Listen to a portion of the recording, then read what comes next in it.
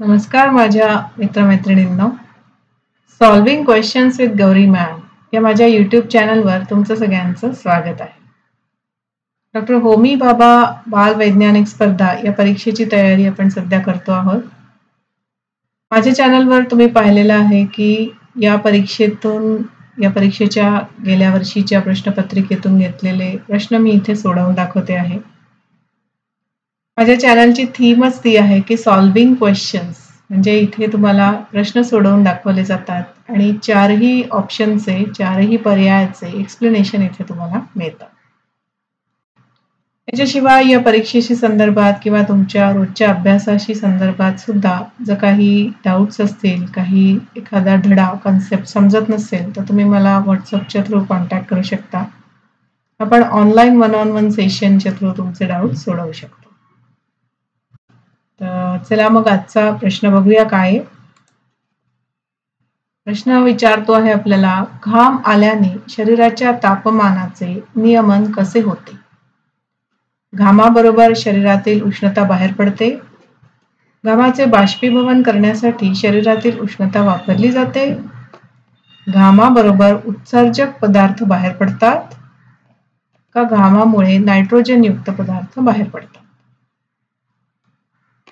प्रश्न असा आहे की तापमान नियमन कसे होते, हो की नाही?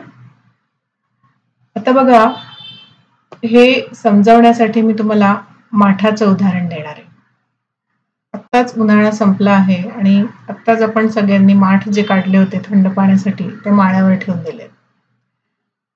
माठ आपण उन्हाळ्यात काढतो आणि त्याच्यामध्ये पाणी थंडगार होतं. काय प्रोसेस असते त्याच्या मागे? माठात पाणी भरून ठेवतो आणि माठ झिरपतो. माठातनं थोडं थोडं पाणी बाहेर येतं. ओलसर लागतो की नाही माठ बाहेरनं? स्टीलचा ग्लास तसा लागतो का बाहेरनं? नाही लागत. माठ कसा ओलसर लागतो.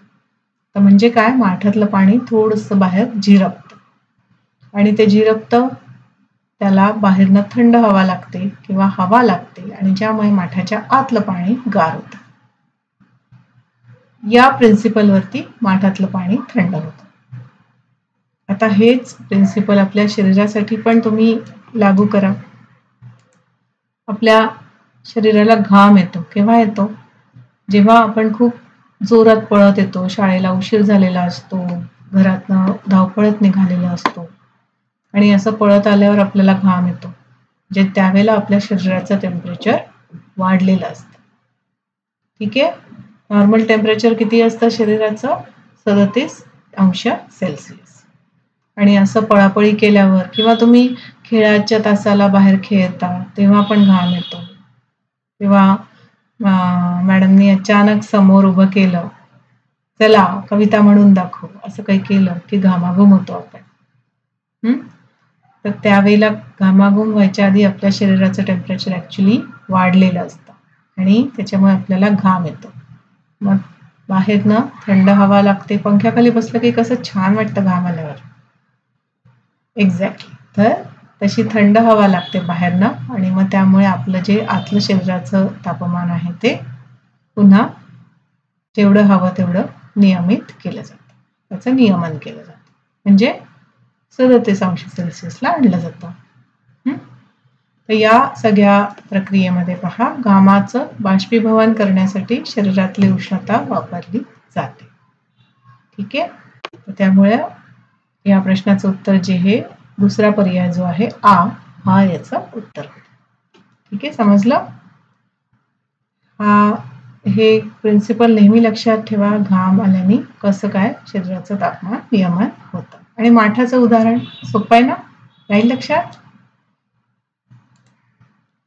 चला तर मग आजचा व्हिडिओ इथे संपवते आहे. असेच प्रश्न सोडवून दाखवणारे व्हिडिओ मी घेऊन येते आहे. तुम्हालाही जर कुठल्या प्रश्नाचं उत्तर हवं असेल, कुठला प्रश्न समजत नसेल, तरी तुम्ही मला मेलच्या थ्रू आहे किंवा कमेंट सेक्शन आहे किंवा व्हॉट्सअप नंबर आहे, कॉन्टॅक्ट करू शकता. आणि माझ्या चॅनलला लाईक, शेअर आणि सबस्क्राईब करायला बिलकुल विसरू नका. All the best. Thanks for watching.